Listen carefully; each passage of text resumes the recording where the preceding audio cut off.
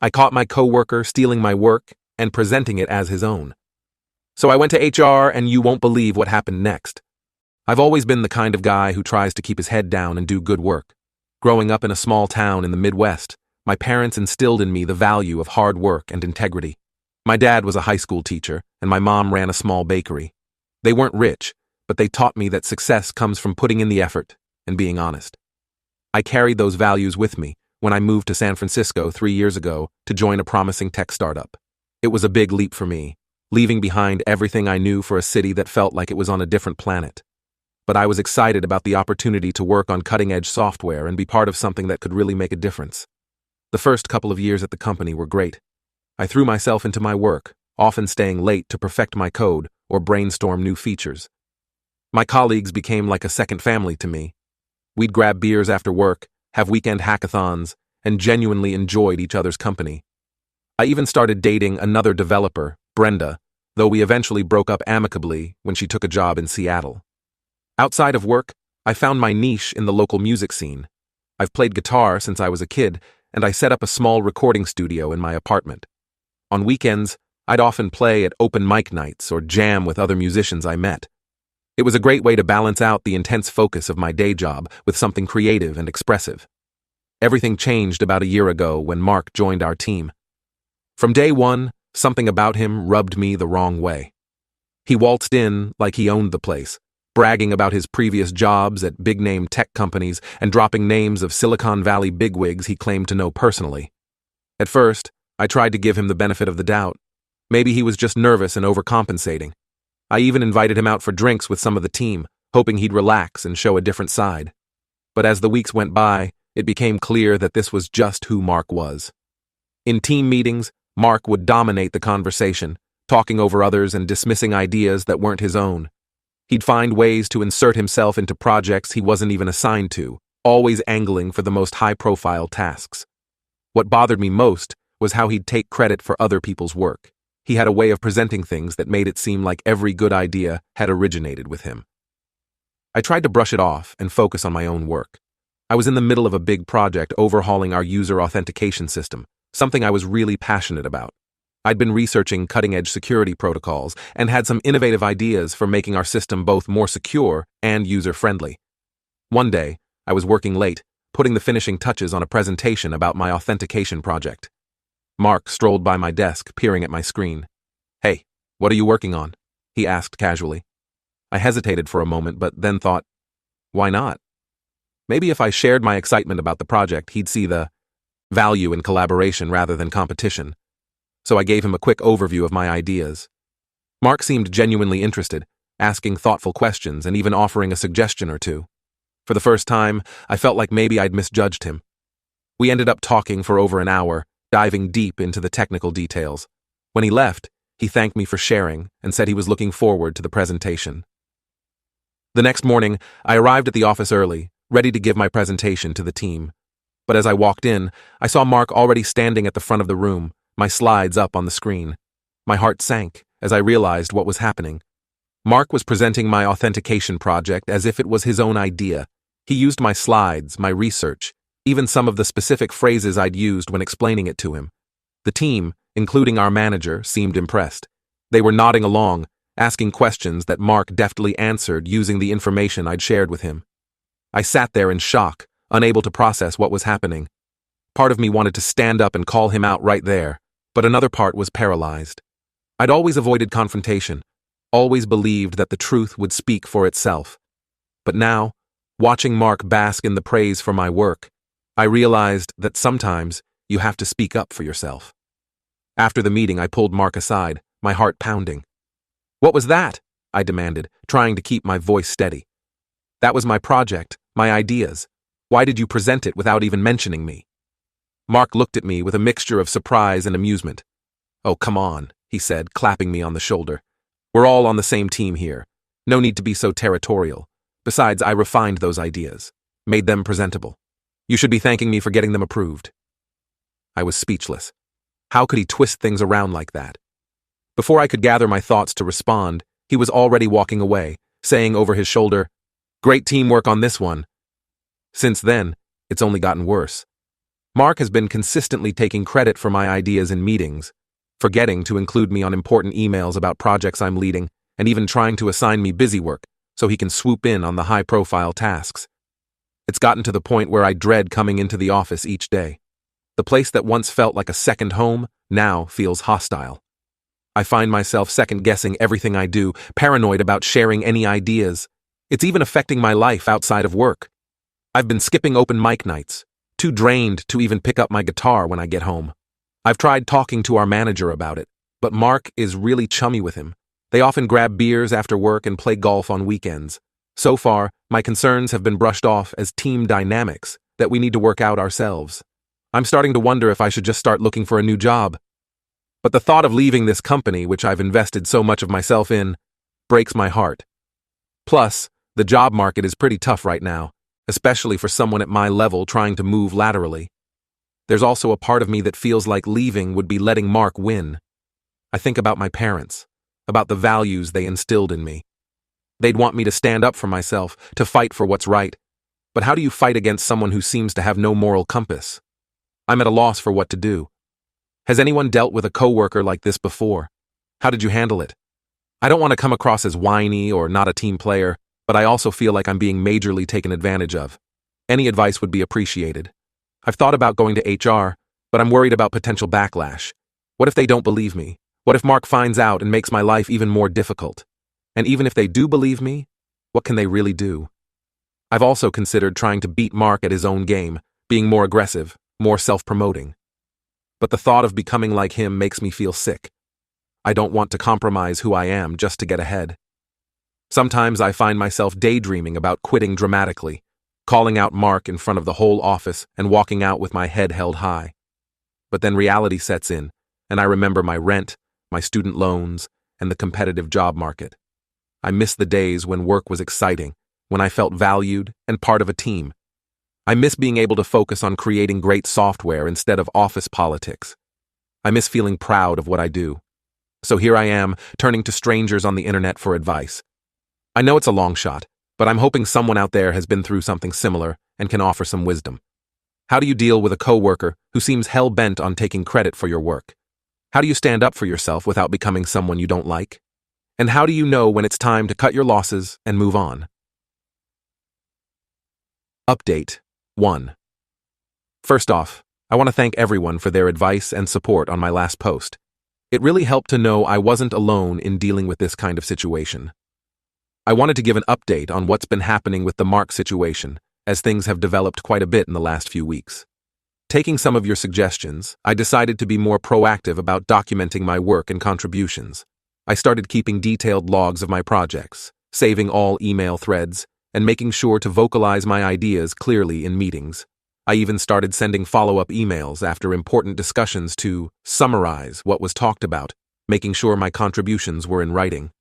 I also made an effort to build stronger relationships with other team members. I started going to more company social events, even though it meant less time for my music. I made a point of collaborating more closely with a few colleagues I really respected, hoping they'd back me up if Mark tried to take credit again. At first, this seemed to be working. I felt more confident speaking up in meetings, and a few coworkers even started noticing and commenting on Mark's behavior. There were a couple of times when he tried to claim credit for something, and another team member would speak up and say, "Actually, wasn't that John's idea?" It felt good to have that support. But then things took an unexpected turn. About 2 weeks ago, our company announced a new innovation challenge, basically an internal competition where employees could pitch new product ideas. The winning team would get a substantial bonus and the chance to lead development on their concept. I saw this as the perfect opportunity to showcase my skills without Mark's interference. I could work on something independently, present it myself, and finally get the recognition I deserved. Plus, I had been mulling over an idea for months that I thought could really improve our product. I threw myself into developing the pitch.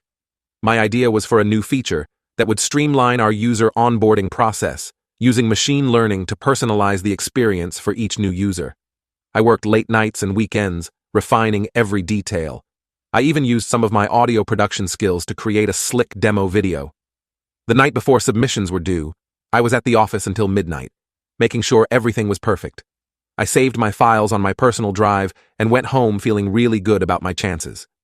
The next morning, I came into the office early, planning to do one final review before submitting. That's when I saw Mark already there, hunched over his computer. He looked up with this smug grin and said, "Oh, hey, John. Just putting the final touches on my innovation pitch. I think the execs are really going to love it." My stomach dropped. I quickly pulled up the submission portal, and there it was, Mark's entry. As I skimmed through it, my blood ran cold. It was my idea, almost verbatim. He had all my key points, my implementation plan, even a demo video that looked suspiciously like mine with a few tweaks. I confronted him immediately, my hands shaking with anger. "What the hell, Mark? This is my idea. How did you even get access to my files?" Mark just leaned back in his chair, that infuriating smirk still on his face. "Look, it's not personal," he said. "I just saw an opportunity and took it. That's business, kid. Besides, your implementation was amateur hour. I refined it, made it presentable. You should be thanking me." I was speechless. How could he be so brazen, so utterly without shame? Before I could gather my thoughts, he added, "Hey, tell you what. If this wins, I'll make sure you're on the team. Junior developer or something. It'll be good experience for you." I wanted to punch him. I wanted to scream. Instead, I turned and walked straight to our manager's office. I was shaking, but I managed to explain what had happened. I showed him my original files, the access logs that proved I had been working on this for weeks. But as I talked, I could see the doubt in my manager's eyes. He shifted uncomfortably and said, "Look, John, these are serious accusations. Mark came to me earlier this morning, very excited about this project you two had apparently been collaborating on.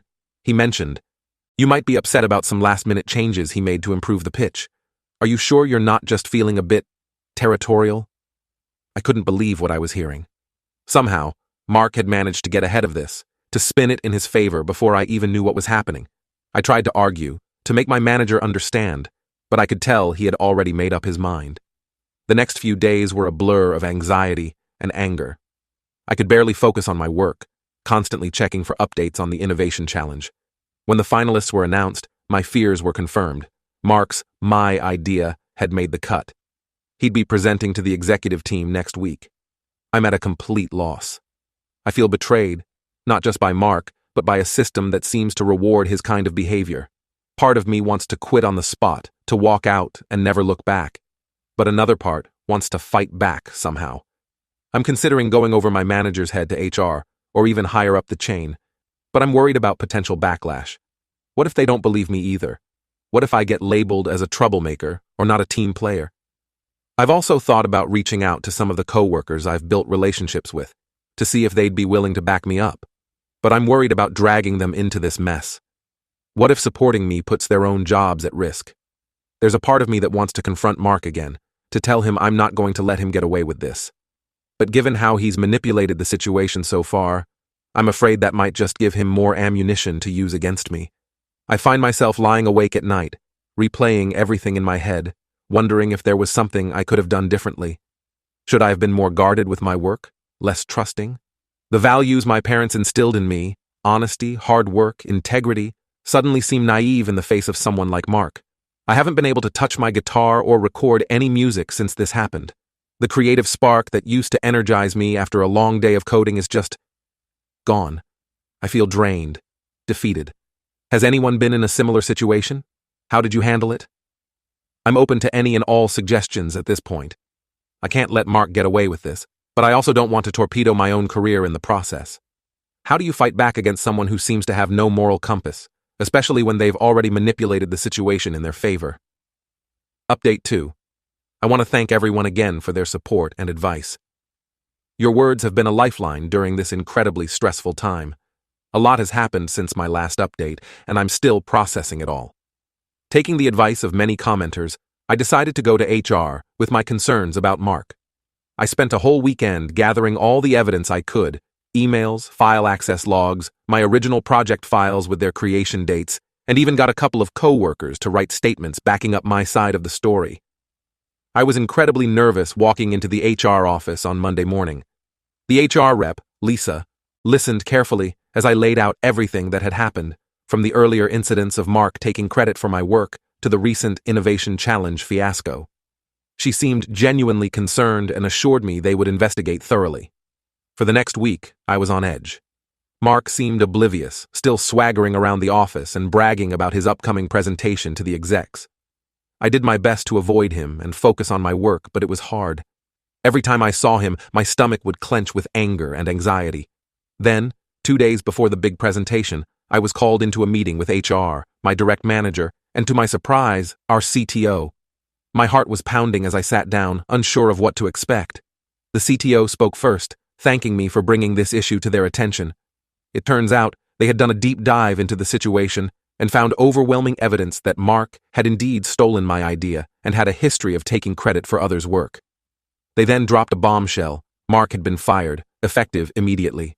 They had confronted him with the evidence, and apparently he'd broken down and admitted to everything. The CTO apologized profusely for letting this go on for so long and assured me that they were implementing new processes to prevent similar situations in the future. I sat there in shock, trying to process what I was hearing. Part of me felt vindicated, relieved that the truth had finally come out, but another part felt almost guilty, like maybe I had overreacted or caused someone to lose their job. I know that's ridiculous. Mark did this to himself, but it's hard to shake that feeling. Then came another surprise. The CTO asked if I'd be willing to present my original idea to the executive team in Mark's place. They were impressed with the concept and wanted to hear it from the true creator. I agreed, of course, though I was terrified at the prospect of presenting to such high-level executives on such short notice. I spent the next 48 hours in a frenzy, polishing my presentation and practicing my delivery. I barely slept, running on adrenaline and coffee. The day of the presentation arrived, and despite my nerves, it went incredibly well. The executives loved the idea and had tons of thoughtful questions. They seemed genuinely impressed not just with the concept, but with my technical knowledge and passion for the project. At the end, they even hinted that this could lead to a promotion for me. I left that meeting feeling a mix of emotions, elated that my idea had been so well received, proud that I'd stood up for myself, but also exhausted and a bit overwhelmed by everything that had happened. The next few days were a whirlwind. Word spread quickly about Mark's departure and my presentation to the execs. Suddenly, colleagues who had always been friendly but distant were coming up to congratulate me or express their support. A few even shared their own stories of times Mark had taken credit for their work. It was validating, but also made me sad to realize how many people had been affected by his behavior. My manager, who had initially doubted me, came to apologize. He admitted he should have listened to my concerns earlier and promised to be more attentive in the future. I appreciated his apology, but it was hard not to feel a lingering sense of betrayal. As the dust began to settle, I found myself grappling with conflicting emotions. I was relieved that Mark was gone and that the truth had come out. But I was also angry that it had taken so long and that I had to go through so much stress and self-doubt. Part of me wondered if I could truly trust this company again after they had let Mark's behavior go unchecked for so long. There was also a nagging worry about the future. Would people see me differently now? Would they think I was the one who got Mark fired? And how would this affect my relationships with other coworkers, especially those who had been friendly with Mark? I'm trying to focus on the positives. My idea is moving forward into development, and I've been given the lead on the project. It's exciting to see something I created coming to life, and to have the chance to make a real impact on our product. I've also noticed a change in how I carry myself at work. I'm more assertive in meetings, more confident in presenting my ideas. The experience with Mark, as painful as it was, taught me the importance of standing up for myself and my work. But it hasn't all been smooth sailing. There are still moments when I catch myself feeling paranoid, double-checking my work to make sure it's secure or hesitating to share ideas in meetings. I'm working on finding a balance between being cautious and not letting this experience make me overly guarded. Outside of work, I'm slowly getting back into my music. The other night, I picked up my guitar for the first time in weeks and just played for hours. It felt good to lose myself in something creative again, to remember that there's more to my life than just work and office drama. As I move forward, I'm trying to take the lessons from this experience and use them to become not just a better developer, but a better colleague and leader as well. I want to create an environment where everyone feels valued and credited for their contributions. I'm curious to hear from others who have been through similar situations. How did you rebuild trust with your employer after something like this? How do you move forward without becoming overly paranoid or jaded? And for those who have moved into leadership positions after experiencing workplace conflicts, how do you balance being a team player with protecting your own interests? Update 3. It's been about a month since my last update, and I wanted to share how things have progressed since then. The dust has settled a bit, and I'm starting to find my footing in this new reality at work.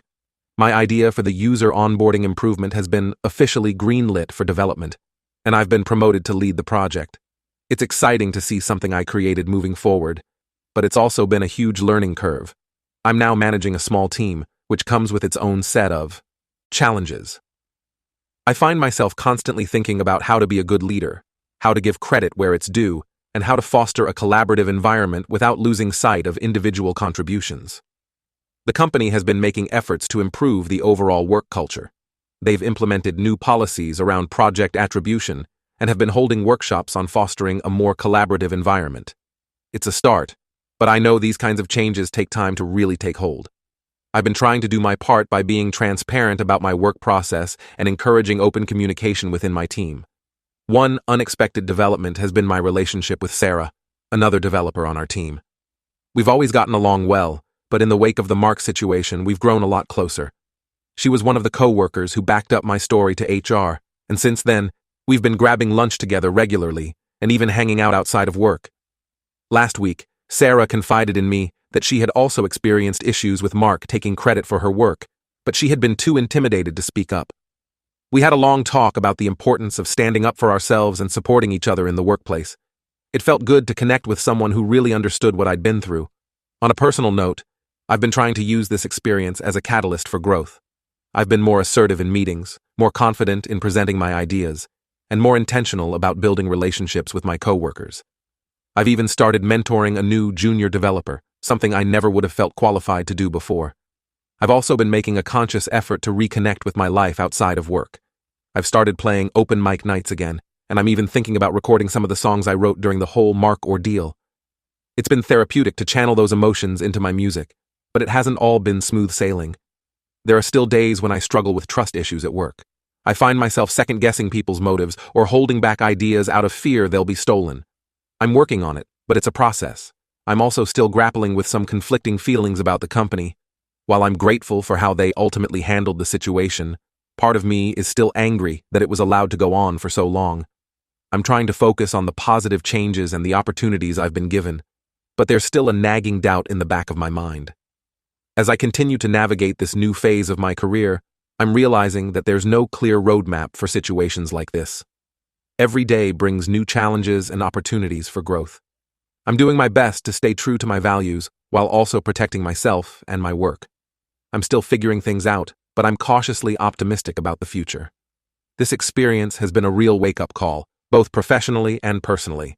I'm determined to use it as a stepping stone to become not just a better developer, but a better colleague and leader as well.